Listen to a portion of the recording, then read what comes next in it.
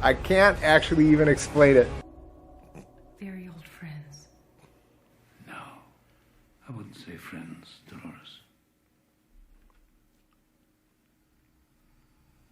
I wouldn't say that at all. All right, good morning, everybody. Sunday, the 26th. Westworld returns this evening. If you think the stuff that I'm talking about is confusing, it's got nothing on Westworld. Or that, or maybe we are actually living in, a real-life version of Westworld. Anyway, my name's J.O. You can see the stuff over there on your screen. I'm the author of Maximize Your Medicare, amongst other things. So many headlines, so many fragments of information. It is understandably very, very difficult to pick out what is newsworthy and what is distortion. So let's just start with the Supreme Court. I'm not going to address the ruling of the other day, the headline ruling. Okay. I would say, however, that if certain medical procedures are no longer lawful in certain locations, and there's insurance which covers something which is no longer lawful, seems to me that the premium should be lower, right? Because the carrier is no longer going to provide the payout in benefits for that particular procedure. Again, I'm not going to weigh in on the value judgment on whether or not that was a good decision or not. Sharing the opinion is going to, just literally distract people from keeping their wits about themselves as I explain what is actually going on these different topics. That's the reason. The Supreme Court actually ruled on two additional issues over the past couple of weeks. The first one, that rejects United Healthcare appeal of Medicare Advantage overpayment rule. So what this basically is in a nutshell is the fact is that the CMS has the right to audit. And if they find that the carriers have overcharged, they have the right to claw back the payments. So I don't usually share my opinion, but here is my opinion here in a very unusual circumstance. We completely agree with this ability by the CMS. I'm sorry. And the reason is that there is going to be controversy around Medicare Advantage. It is too big to avoid controversy. 50% of people on Medicare Advantage in some form or fashion. Now, here, under a very good, overall a well-written article, a good explanation, is this. A Kaiser Family analysis determined Medicare Advantage cost the government $321 per person than in a traditional Medicare, adding $7 billion in spending.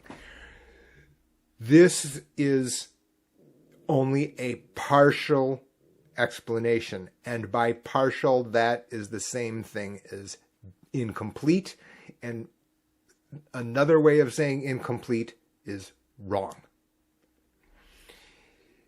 The reason is that both the Kaiser Family Foundation and this particular blog eliminate the fact that all Medicare Advantage have an additional feature, which is to cap the out-of-pocket maximum expenses for policy owners. So this analysis here, which I have read, and these studies, they're not hiding what they've done. Okay, if this particular analysis was done correctly and completely, they would have also figured in what the option value of the fact there's an out-of-pocket maximum would be. That doesn't exist in this analysis. And there's your issue, right? I mean, they've left out the key feature for me in, not surprisingly, this book, right? And in my videos on Medicare Advantage, Medigap, comparing them, what the thing is, and my explanations, et cetera, in the media, have all been about the fact that, people want to throw a rock at Medicare Advantage. I get it. People want to say it's wasteful. They're denying services, et cetera. I get it. And, on an individual case-by-case basis, could those all be true? The answer is yes. Could there be upcoding? The answer is yes. In fact, there is evidence that there is upcoding. And why? Because if you take a look, you will find Medicare Advantage carrier settles with the CMS. So, right? Settles without admitting wrongdoing. It is enough smoke to suggest that there was a fire. Okay. And like I said, I'm not going to throw a rock at a particular carrier. Go ahead and look out for that on Google. That detracts away from the point. But my point here is that, this Kaiser Family Foundation analysis is incomplete.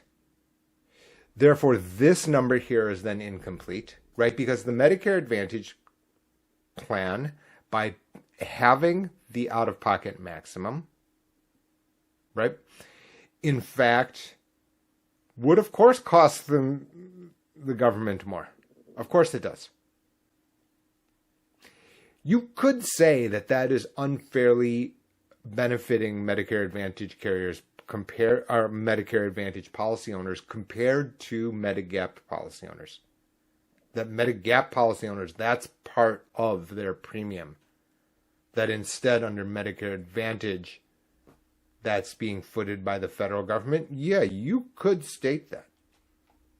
In theory. In fact, beyond today, there is actually a study out over the recent past saying, okay, what if original Medicare, base case Medicare within Part A and B had an out-of-pocket maximum limit? I think that is operationally very, very difficult to implement. Because part of the reason that Medicare is complicated is because the different pots of the budget where the money comes from.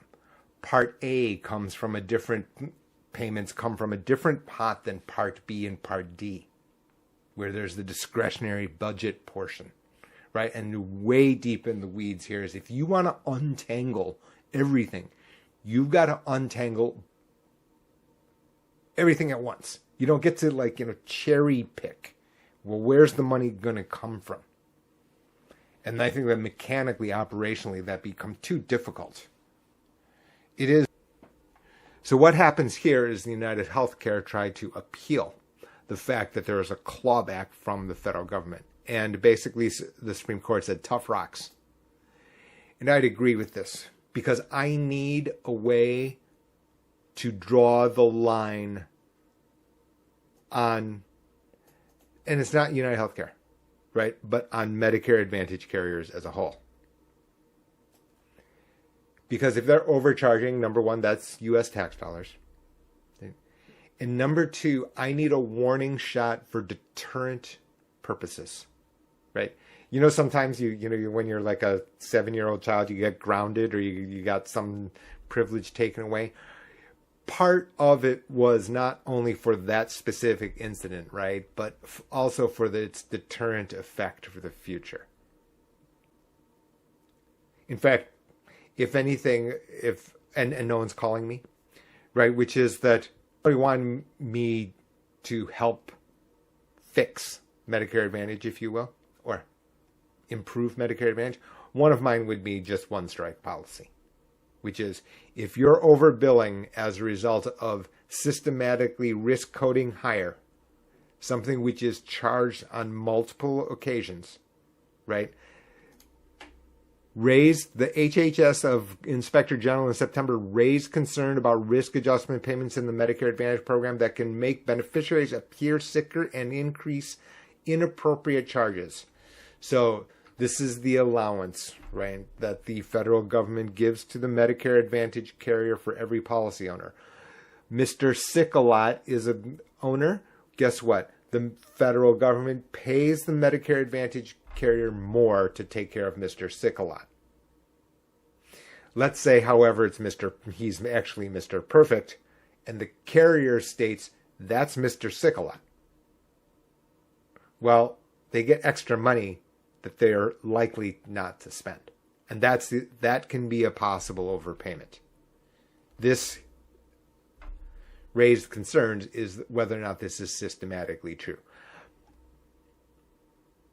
Do I think it's systematically true? I have no comment except to say that the profit motive and the interactions across all the different parts of the healthcare system make this a very powerful, powerful profit incentive.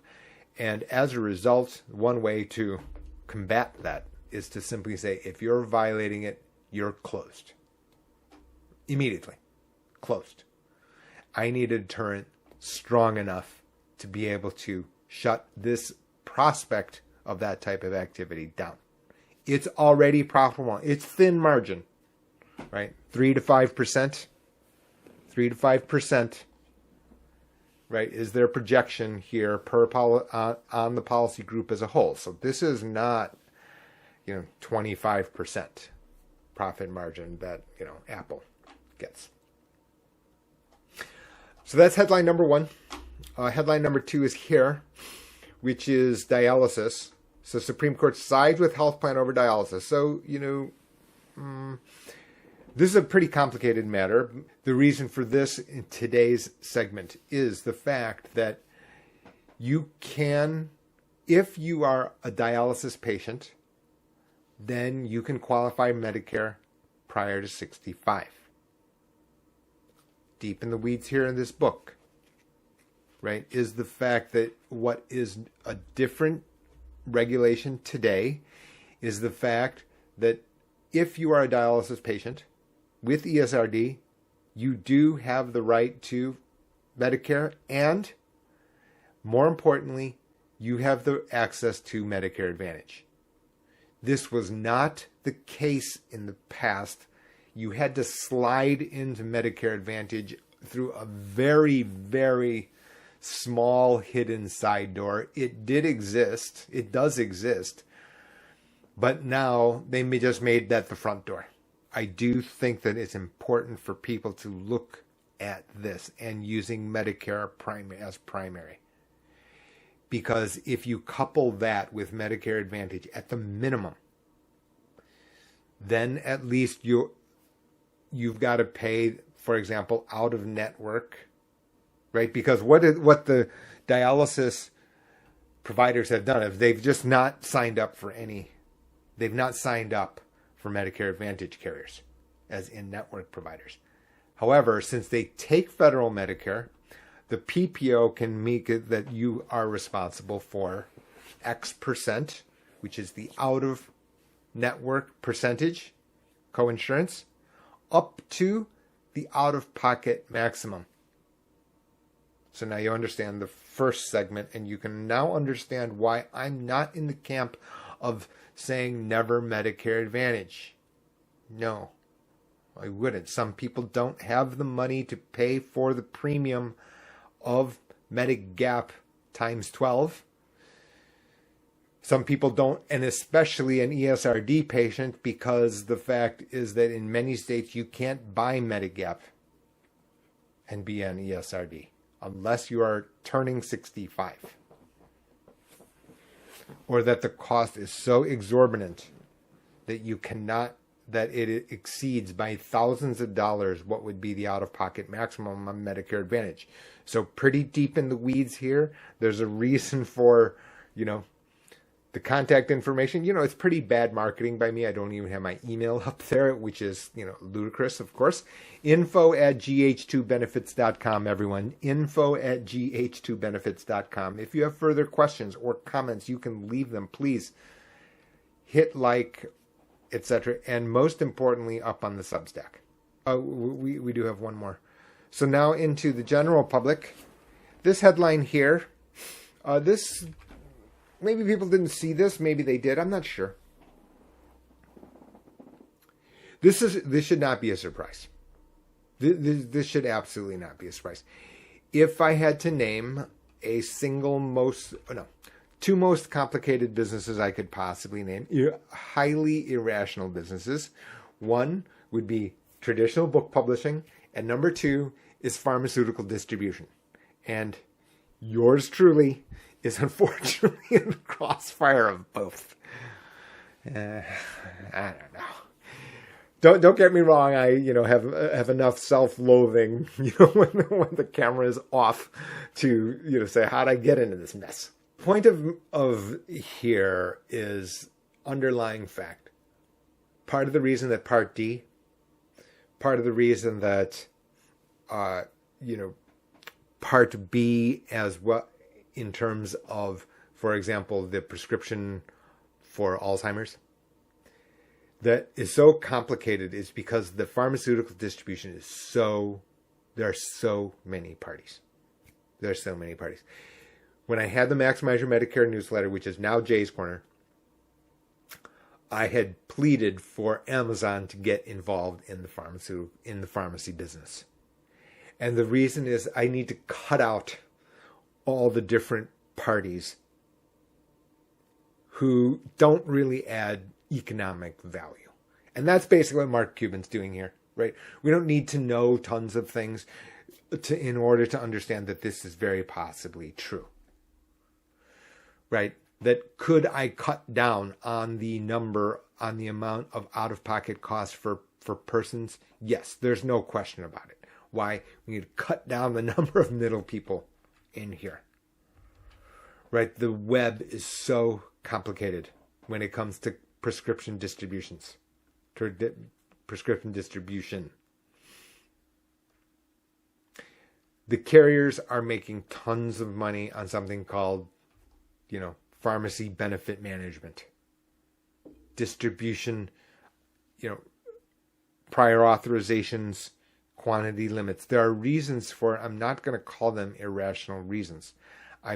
But for example, if you're at a skilled nursing facility, my pet peeve is if you're a skilled nursing facility and you're receiving prescriptions, you're getting it from a specialty pharmacy.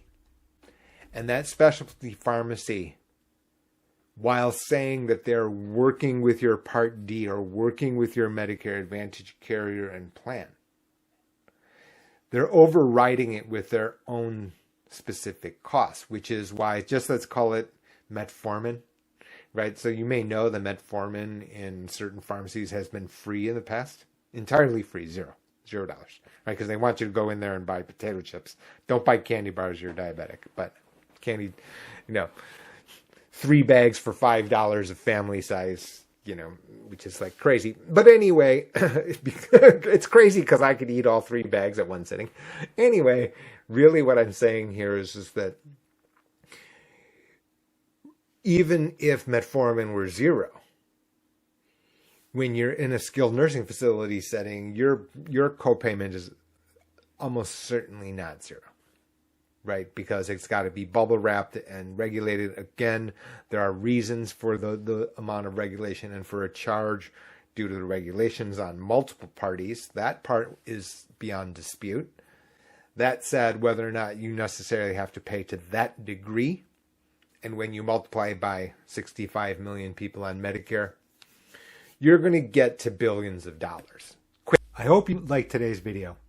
If you have, please be sure to hit the like and subscribe button and hit the notification bell so you can be told anytime a new video shows up.